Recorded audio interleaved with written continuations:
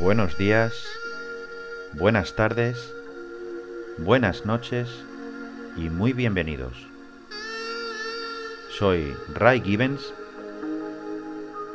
y me dirijo a todo aquel que nos esté escuchando desde cualquier parte del universo conocido o sin conocer. Comenzamos. Saludos a todos nuestros queridos seguidores.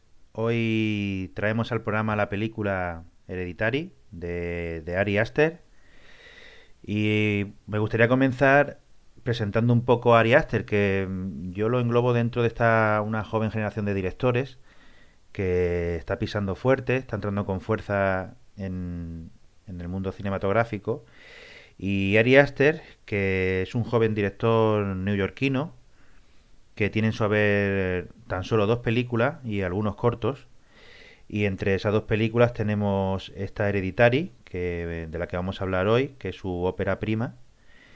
Y hace poco estrenó su segunda película, Midsommar, que también desde aquí recomendamos encarecidamente. Ambas películas demuestran que este director joven tiene una gran capacidad y poder narrativo.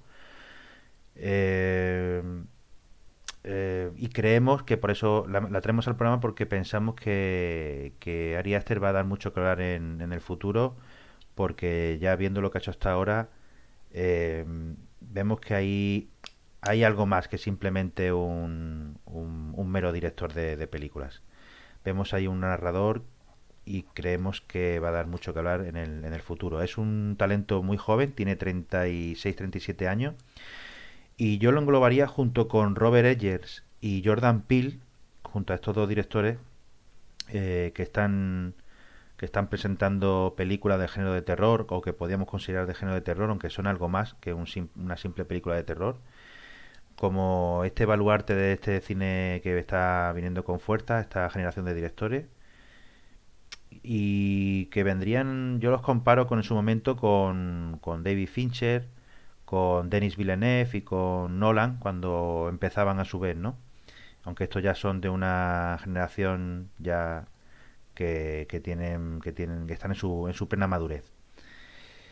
Eh, Hasta ahora Ari Aster, eh, vemos que está anclando su cine de terror en el drama familiar, como ya hizo, y vemos aquí una influencia clara de M. Night Shyamalan. Se han comparado, y esto sí me gustaría recalcarlo, se ha comparado a Hereditary con El Exorcista, ¿no? La maravillosa película de William Friedkin, que sería la película de terror, ¿no? Junto con El Resplandor. Pero, en mi opinión, tiene mucho más que ver con La Semilla del Diablo de Roman Polanski, que por otra parte es un director que parece influir bastante o servir de referente a la narrativa y al estilo de Ari Aster. Con El Exorcista la comparan, pero claro, no queremos que os confundáis o os esperéis una película de ese tipo. Se compara con El Exorcista en tanto en cuanto a la repercusión que esta película podría tener en el género de terror y en el cine. Y la comparan con la influencia que tuvo en su día El Exorcista en su momento, y piensan que esta película pues puede también ser un referente, y que de aquí a 15-20 años puede ser considerada, ya lo está siendo de hecho, como una película de culto, y que viene a dar un espaldarazo al género de terror. Y bueno, sin más dilación, doy paso aquí a mis colaboradores. Joe, ¿qué tal? Hola, ¿qué tal? ¿Cómo estamos? Pues un poco como tú dices, Ray, para mí Ari Aster fue una grata sorpresa. No había visto ninguno de sus cortos previos, que tampoco tenía una gran cantidad, creo que tenía dos o tres previos a esta película. Y coincido totalmente en lo que dices. Para mí es un joven autor en el que su película trasciende un poco más del género, es decir, juega muy bien mezclando diferentes tipos de género, aunque al final se puedan englobar todo en el terror, pero pasando del drama familiar. De hecho, el que no haya visto la película y no haya visto ningún tráiler, nada acerca de la película, la primera media hora, 40 minutos, se podría englobar casi en un drama familiar. Y es muy interesante de ver. tanto la narrativa en sí como la narrativa visual de la película, como comentabas. Tiene unos planos, unas tomas sensacionales. Y creo que coincido contigo también en el apartado de hacia dónde podríamos ir. Es verdad que tiene ese sabor un poco añejo de las películas de terror más clásicas de los 70, 80 y encaja perfectamente en la descripción que decías con La semilla del diablo, por el tono de la película y el sabor de boca que te deja. Muy bien. Pues tenemos también con nosotros hoy a Suli. Suli, ¿qué tal? ¿Qué tal, familia? ¿Cómo vamos? Pues a mí la película realmente al principio, como dice Joe, los primeros minutos me pareció totalmente un drama que yo incluso tuve que dudar si seguir viéndola porque no sé si me había equivocado, porque me habían dicho que era una película de terror y estaba viendo un dramón, pero de temas, vamos, de dimensiones espectaculares. Entonces yo dije, yo no sé si me he equivocado de película o no. Después, evidentemente, la película va cogiendo un color y avanza y mejora muchísimo. Y en ese aspecto sí me gusta bastante, con un final también, a mi modo de ver, bastante bueno.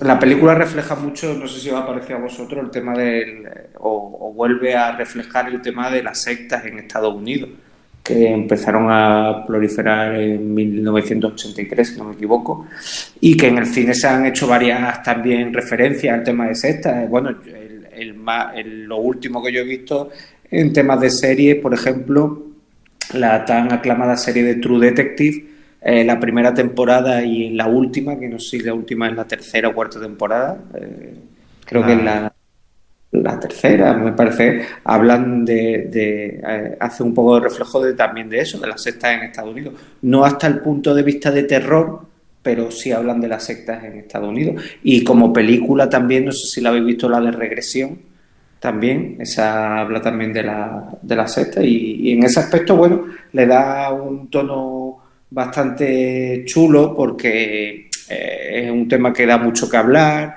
te hace reflexionar sobre la película y bueno, y yo creo, no sé si no lo habéis comentado todavía o no sé si lo queréis comentar más adelante. Habéis hablado del director que me parece que está bastante bien, pero sobre todo la actriz principal, Toni Collette, creo que es así. A mí me parece que hace un papelón brutal, muy, es, muy bueno. es muy injusto, hablando de Toni Collette, de que verdaderas obras de arte en cuanto a actuación, ya sean de actrices o de actores, de películas de terror o de acción, no se vean recompensados luego con premios en las grandes citas, como los Oscars o, en otros premios, en otros certámenes.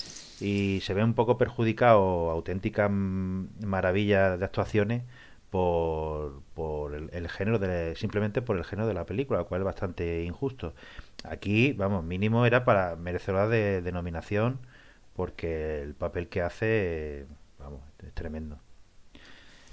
Así que estoy de acuerdo contigo, Sully. Tenemos también hoy con nosotros a Jack. Jack, ¿qué tal? ¿Qué tal? Muy buena. ¿Qué te ha parecido?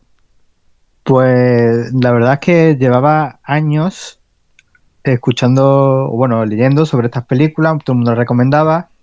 Esta de Midsommar. No he visto Midsommar todavía, pero sí he visto esta y o tenía las expectativas muy altas, pero tengo que decir que a mí no me ha llegado tampoco a sorprender. Es verdad que la película es bonita de ver, digo, en el aspecto técnico, la historia está bien, pero yo no diría que es una revolución del terror. No lo veo, no lo veo. No te encaja como una película que vaya a marcar un antes y un después, No, ¿no? es una buena peli, una peli correcta, que entretiene, disfruta, pero no sé, o sea, creo que se han hecho antes ya también, ¿no? No veo yo que pretenda el director tanto Innovar sorprender. no innova.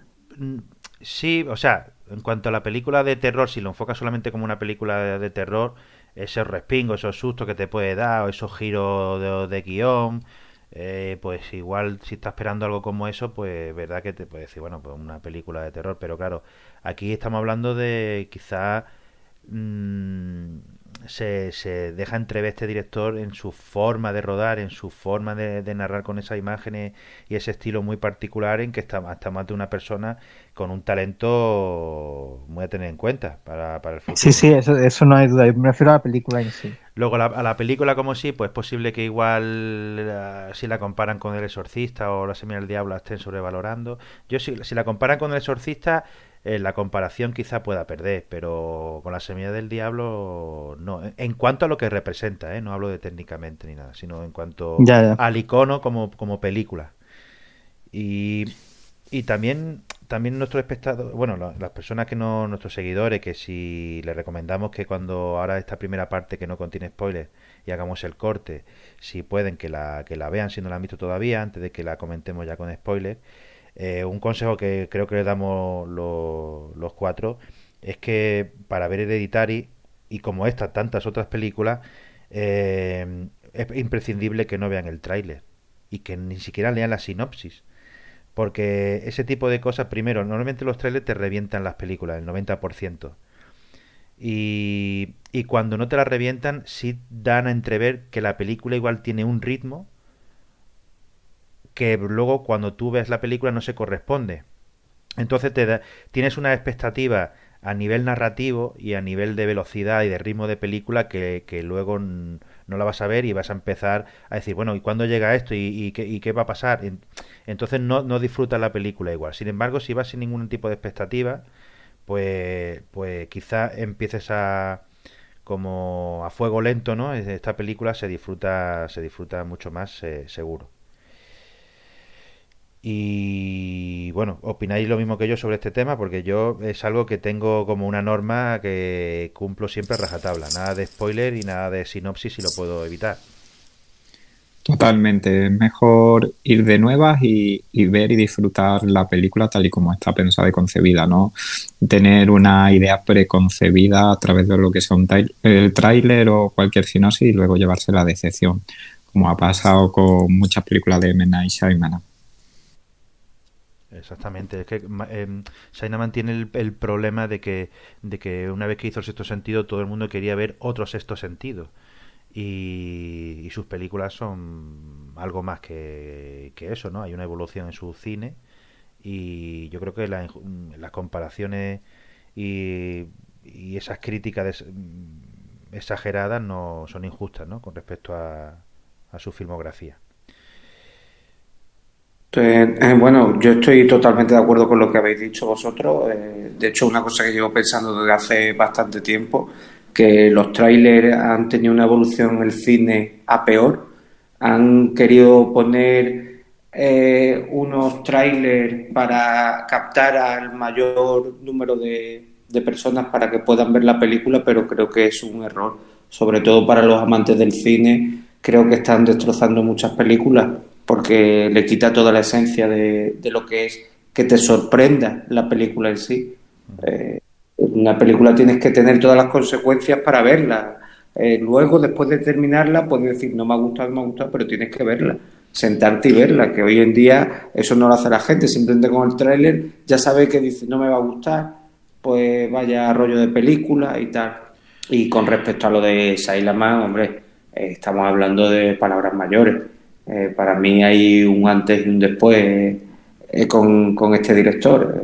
A mí me parece una pasada desde que hizo El Sexto Sentido como las siguientes películas. A mí es que me gustan y de otros tipos de género porque también hizo la de Airbender que es de un poco basada en el cómic, un poco de ciencia ficción y también me parece que hizo otra maravilla de película. Una película duramente juzgada, ¿eh? Es americano, no es. ¿Es americano o italoamericano? Claro, Di Martino, Mm, Michael Dante Di Martino. sí. Y lo que decís de Shyamalan, coincido totalmente, para mí es un director que me gusta mucho. ¿Cuál ha sido la losa que quizás ha arrastrado este director? Que hizo un debut súper potente con El Sexto Sentido, que es una película para mi gusto muy buena Y es como los grupos de música, que cuando lanzas un mega éxito, aunque luego hagas grandes cosas, siempre es complicado superar ese éxito y evitar comparativas con ese gran éxito. Y creo que es la losa que ha tenido este director, a pesar de que a mí personalmente su filmografía me encanta. A mí La joven del agua, una película denostada completamente, a mí me pasa como en Death Proof con Tarantino. Eh, Quizás la que menos valoran de él, junto con Airbender, para mí es de las mejores. La joven del agua es un A mí peliculón. me gustó muchísimo, a mí me gustó muchísimo. Impresionante, impresionante. Pero si lo pensáis fríamente, ¿qué película tiene ese director mala? Aunque no estemos yendo del tema. El bosque es buena, Señales es buena, El protegido es buena, La joven del agua. A mí, Quizás a mí Múltiple no me llegó a parecer una película muy redonda, la verdad. No digo que sea mala, pero si comparo con otras películas suyas, quizás sea la que menos me satisface. a mí de él, quizás la que menos me gustó, no recuerdo ahora mismo el nombre, sé que el protagonista era Mark Wahlberg y era la de... Ah, sí, sí.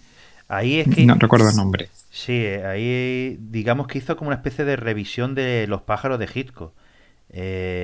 Y eso, lo que en vez de ser los pájaros, el elemento terrorífico, eran las plantas.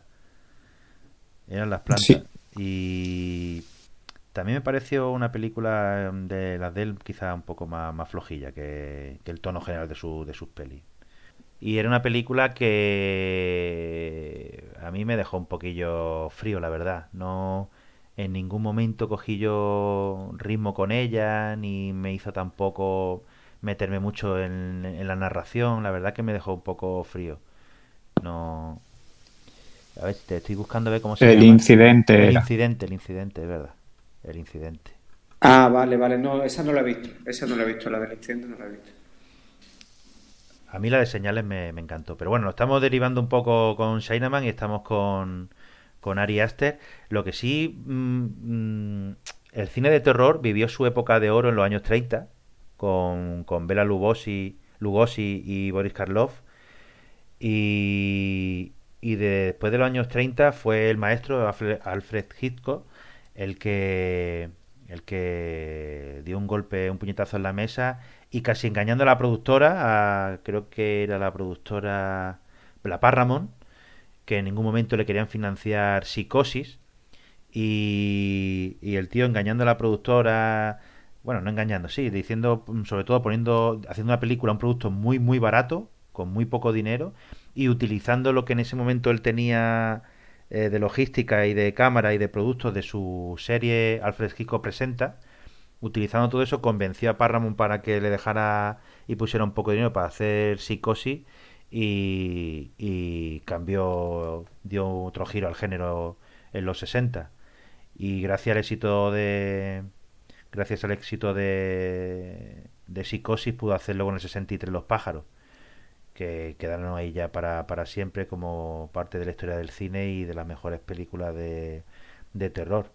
Y luego ya llegaría Polanski, que en el 69 hizo La semilla del diablo y que aquí, debido Paramount tomó nota de lo que había pasado con Hitchcock y aquí sí le produjo la película sin ningún problema, La semilla del diablo. Y Semilla del Diablo, que es una de las películas que más influye en, o que vemos que tiene más influencia en la película que la que estamos hablando hoy, Hereditary, de Ari Aster. Luego ya llegaría en los 70, ¿no?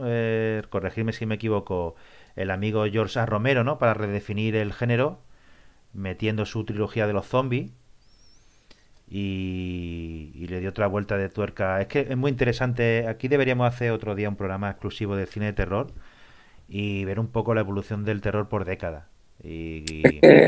Es Y interesante, perdón. la matanza de Texas también aparece.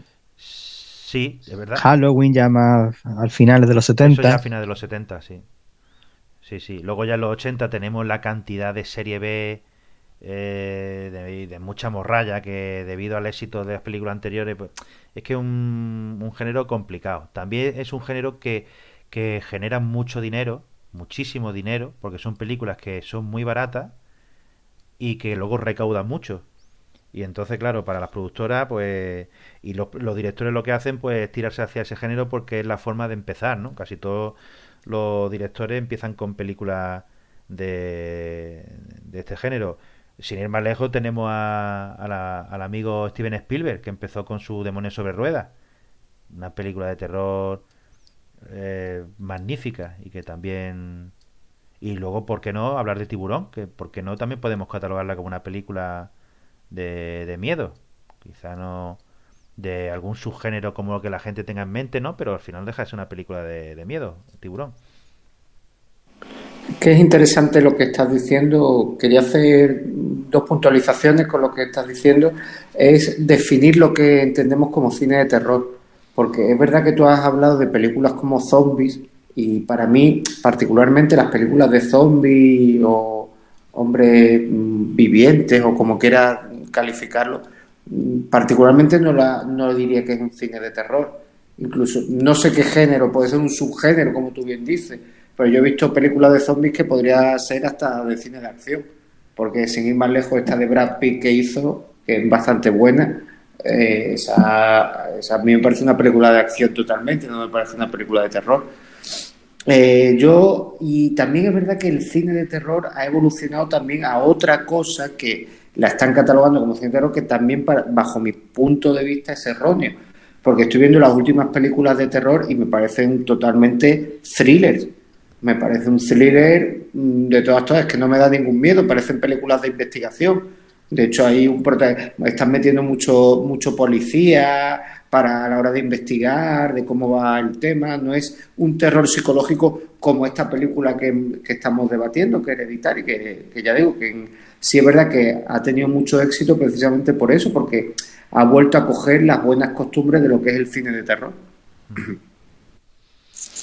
Al final yo opino que está claro, Sully, que a lo largo de las décadas ha habido una evolución en el cine de terror. Si hablamos al principio, y ha tenido como su época, si hablamos de cómo hablaba Ray antes, empezamos con el subgénero de monstruos, por así decirlo, con Drácula, Frankenstein. Luego pasamos a más posesiones demoníacas y cosas, digamos, extraterrestres, es decir, no extraterrestres de extraterrestres propiamente dichas, sino de fantasmas, demonios, ese tipo de cosas. Luego pasamos al género del zombie como tal, que es, luego entramos también un poco en el terreno de terror psicológico y a día de hoy, y creo que esto es una de las grandes fortalezas de esta peli, y no quiero hacer spoiler, eh, yo catalogaría el cine de terror como que se ha dividido en dos vertientes. El terror fast food, comparándolo con la comida rápida, no tiene un gran argumento, sabemos que al final cuál va a ser la trama lineal y con sustos acompañados de repullillos, música que apoya eso y poco más. Y luego otro terror quizá un poco más psicológico que deriva también un poco a lo que tú decías, a la intriga o a la investigación policial. Y creo que eso es ahora mismo un poco hacia donde se mueve o se está moviendo un poco el género. Y quizás también sea lo que dice o lo que hablaba Ray previamente de por qué suelen empezar la gente con este tipo de películas. Evidentemente los cines se llenan con muchos adolescentes que lo que quieren es un susto fácil, rápido, las risas. Entonces creo que el género se divide mucho y cuando ves algo como Hereditary que es fresco, pero fresco porque recupera las buenas costumbres antiguas, anteriores o antiguas, pues eso aporta mucho al género y se agradece de ver. No es tanto en sí lo que la historia que te cuenta, sino cómo se narra y cómo te mete en la película y cómo consigue engancharte sin que tengas que estar con esos sobresaltos como el cine de terror actual. Que si os fijáis, al final de la década de los 70 y el principio de los 80, o sea, al final de los 70 se cierra con... y comienza los 80 con El Resplandor de Stanley Kubrick, palabras mayores, quizá con el Exorcista, las dos más recientes, bueno, reciente, aunque tiene ya un montón de años, ¿no? Pero si quitamos la década de los 30, la de oro del cine que he dicho antes, quizá las dos películas que, que marcan la tendencia, ¿no?, de los cineastas más modernos y que las tienen ahí en un pedestal. El Resplandor de Stanley Kubrick y El Exorcista. Pero es que en el 80, aparte del Resplandor, tenemos Al final de la escalera, de Peter Medak, que también fue un peliculón y que este hombre acabó luego dirigiendo episodios de serie de The Wire, de Breaking Bad, que luego hemos visto capítulos maravillosos de Breaking Bad y no nos molestamos muchas veces en ver quién la ha dirigido, y era este hombre, Peter Medak, que hizo Al final de la escalera y que influyó muchísimo.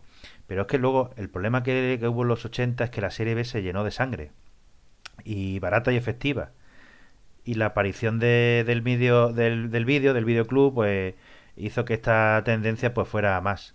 Y entonces se mezcló algunas películas bastante decentes, incluso buenas, con este batiburrillo de películas, pero que al final lo que daban dinero, aunque fueran una serie B cutre, ¿no? Algunas las recordamos con cierto cariño, ¿no? Como las que estuvimos viendo el otro día de Basket Case, Frankenhooker, Reanimator, pero al final no dejan de ser películas que a nivel creativo y para divertirse está bien, pero que luego no son tampoco peliculones, ¿no? Como cuando nosotros aquí definimos un peliculón. Un dato que tengo aquí anotado, que porque os sirva de referencia, por ejemplo, Paranormal Activity, que yo no he visto, son 6 películas, yo no he visto ninguna, pero costó hacerlas en las 6 30 millones. 30 millones de dólares. Y han recaudado las 6 películas 1.000 millones. O sea, más que cualquier producto de Marvel o de Star Wars.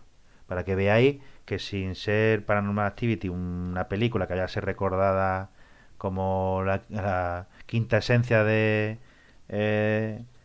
del arte, sin embargo, a niveles económicos a las productoras pues les da mucha pasta. Les interesa hacer este tipo de películas. A eso me refería, son el McDonald's del cine de terror. Correcto. Y al final el cine, como tú bien dices, está hecho para el público y que tú me hayas dicho esta referencia de Paranormal Activity deja mucho que desear del público que ve el cine. Es decir, si queréis podemos también debatir sobre la evolución de la humanidad y de la... Sí, podemos hablar de muchas cosas, pero hombre, también hay que... Perdona. También hay que respetar que la gente muchas veces va a pasar 1 hora y media, 1 hora y 3 cuartos, olvidándose un poco de su historia y a pasárselo bien. Y hay gente pues que se divierte así y ya está. Como nosotros nos divertíamos con películas como Teen Wolf o cosas así. Teen Wolf tenía su encanto. Sí. Hay, Ahora, hay cosas... ahora, ahora habrá alguno que esté pensando, lávate la boca antes de hablar de Teen Wolf. Lávate la boca.